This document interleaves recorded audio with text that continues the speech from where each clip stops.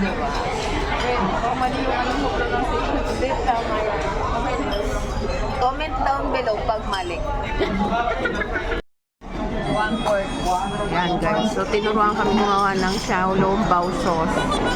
Yung una, ayan guys, vinegar yan. Yung una, soy sauce. Tapos kung gusto nyo na maanghang, may chili sauce dito. Ayan. 10 pieces for Xiaolong bao. Pero ayan, eto. Ayan yung Xiaolong bao. Xiaolong bao. Tapos ito yung stir fried kangkong.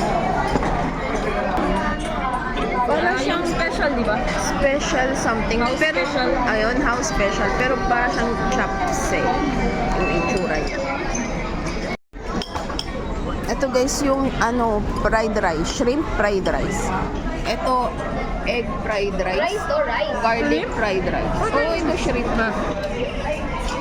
Tapos ito yung pamangkin ko kumakain. Sarap ng kain niya. Uy, guto.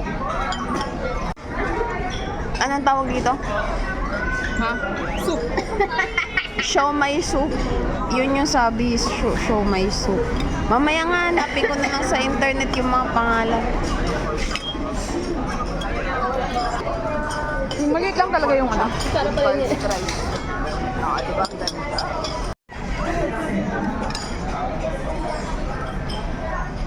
Ayan guys, yung mga namin, lalapangin namin. Ito yung sausawan, tama ba? Ito naman yung stir fried chicken nila, no? Roxy. Mamaya uupakan natin yan. So yan, kumakain na sila. Sarap ng kain ng pamangkin ko.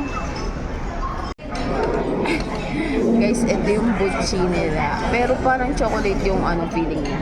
Sabi, be careful with the feeling. Oo, ang sabi. Hot. Ayun na.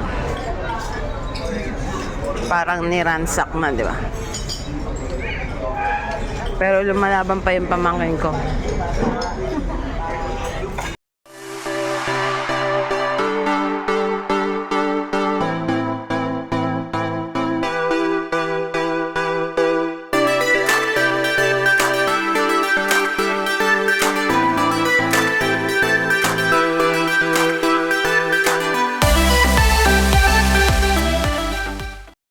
Hello guys, so tapos na kami kumain. Ang dami na mga busog ako rin.